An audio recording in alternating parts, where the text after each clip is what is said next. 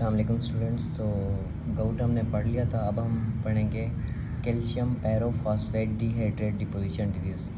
जो गाउट है ना, उसमें मोनोसोडियम यूरेट क्रिस्टल डिपॉजिट हो रहे थे, मोनोसोडियम यूरिक एसिड, और इसमें क्या हो रहा है, कैल्शियम पैरोफॉस्फेट डिहाइड्रेट।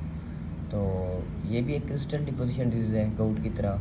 तो इसमें CPPD क्रिस्टल डिपॉजिट होते हैं टेंडन, लिगामेंट्स, आर्टिकुलर कैप्सूल, सेनोवियम और कार्टिलेज में। अब इसकी काजेज़ क्या हैं? एक तो इडियोपैथिक अननोन काजेज़, और दूसरा है मेटाबॉलिक काजेज़ जो है ना, इनमें 3H हैं। एक हीमोक्रोमेटोसिस, एक हाइपरपैराथायराइडिज्म और एक हाइपोमैग्नीशियमिया। इसके अलावा जॉइंट ट्रॉमा या फिर फेमिलियल कॉन्ड्रोकैल्सिनोसिस जो कि एक ऑटोसोमल डोमिनेंट डिसऑर्डर है, डायबिटीज़, विल्सन डिजीज़। तो ये सारे इसकी काजेज़ हैं। ये टॉपिक ऐसा जितना इंपॉर्टेंट नहीं है, हमने गो थ्रू ही करना है। तो जो क्लिनिकल फीचर्स है ना, तो इसमें तीन मतलब फर्दर हम डिवाइड कर रहे हैं तीन डिजीज़ में। एक है या तीन है ऐसे जिसकी तीन पैथोजेंसेस हैं। तो एक कॉन्ड्रोकैल्सिनोसिस है। तो कॉन्ड्रोकैल्सिनोसिस का क्या मतलब है कि कार्टिलेज की कैल्सिफिकेशन हो जाए, उसमें कैल्शियम डिपोजिशन हो जाए कार्टिलेज की। तो जब हम एक्सरे करवाते हैं ना, तो हमें मतलब तब पता चलता है। वैसे ये सिम्टोमेटिक होती है, एक्सरे पे हमें कैल्सिफिकेशन मिलती है कार्टिलेज की। तो इसका इंसिडेंस एज के साथ इंक्रीज़ होता है।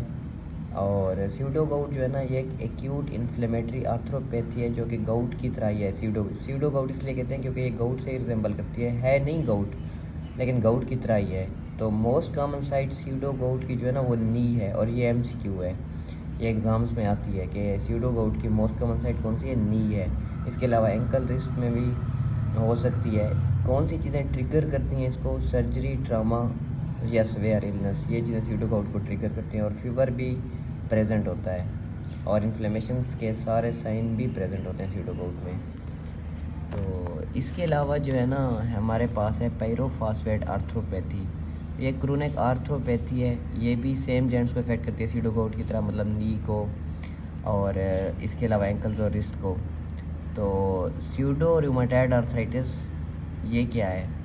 ये है बिल्कुल रूमेटॉइड आर्थराइटिस की तरह, लेकिन रूमेटॉइड आर्थराइटिस के बरक्स इसमें टेनोसिनोवाइटिस और एक्स्ट्रा आर्टिकुलर फीचर्स एब्सेंट होती हैं। उसमें आपको पता था कि एक्स्ट्रा आर्टिकुलर के सारे सिस्टम्स इन्वॉल्व हो रहे थे, पल्मोनरी फाइब्रोसिस हो रही थी, तो मायोकार्डाइटिस हो रही थी, तो काफ़ी सारी चीज़ें हो रही थी, तो इसमें नहीं होती वो। इसके अलावा ये स्मॉल जॉइंट्स की बजाय लार्ज और मीडियम जॉइंट्स को इन्वॉल्व करती है सीडो गाउट आर्थ्रोपैथी, जबकि जो हमारी रूमेटॉइड आर्थराइटिस थी वो स्मॉल जॉइंट जैसे कि हैंड्स वगैरह को इफेक्ट कर रही थी। अच्छा जी, अब हम CPPD डिपोजिशन डिजीज़ की डायग्नोसिस कैसे करते हैं? तो जो सीडो गाउट है ना, वो गाउट से इनडिस्टिंग्विशेबल है फीचर्स में, लेकिन उसकी डायग्नोसिस होती है आर्थ्रोसेंटिसिस पे। आर्थ्रोसेंटिसिस कहते हैं मतलब जो जॉइंट की सेनोवियल कैविटी होती है ना, उसमें जो सेनोवियल फ्लूइड है उसको निकालने और उस सेनोवियल फ्लूइड का एग्जामिनेशन करें, तो उसको आर्थ्रोसेंटिसिस कहते हैं। और ये मोस्ट एक्यूरेट टेस्ट है सीडो गाउट की डायग्नोसिस के लिए। तो जब हम आर्थ्रोसेंटिसिस करते हैं तो हमें WBC काउंट मिलता है 20,000 से 1 लाख, जो कि नॉर्मल से कहीं ज़्यादा है, क्योंकि नॉर्मल WBC काउंट 3,000 से 8,000 है। इसके अलावा पोलराइज्ड मैक्रोस्कोपी जब हम करते हैं तो हमें मिलते हैं क्रिस्टल्स रोम्बाइड शेप। अब ये MCQ पॉइंट है। गाउट में क्रिस्टल कैसे थे हमने पिछले लेक्चर में पढ़ा है, नीडल लाइक थे, इसमें रोम्बाइड शेप है, और वहाँ पे नेगेटिवली बायरफ्रिंजेंट थे, यहाँ पे पॉजिटिवली बायरफ्रिंजेंट है। इसके अलावा जब हम रेडियोलॉजी कराते हैं ना, तो एक्सरे अफेक्टेड जॉइंट शो कॉन्ड्रोकैल्सिनोसिस, मतलब कार्टिलेज की कैल्सिफिकेशन। लेकिन अगर कैल्सिफिकेशन ना हो कार्टिलेज की तो ये एक्सक्लूड नहीं करती डायग्नोसिस को।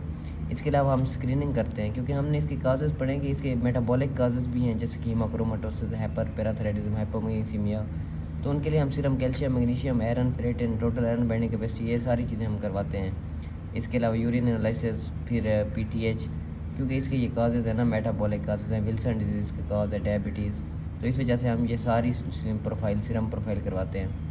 अच्छा, अब इसकी ट्रीटमेंट क्या है? जॉइंट एस्पिरेशन से सिम्टोमेटिक रिलीफ तो मिल जाती है, लेकिन जो परमानेंट ट्रीटमेंट नहीं है। पेन के लिए NSAIDs देते हैं, बाकी जो है ना इंट्रा आर्टिकुलर स्टेरॉइड देते हैं जब NSAIDs को रिस्पॉन्ड ना हो।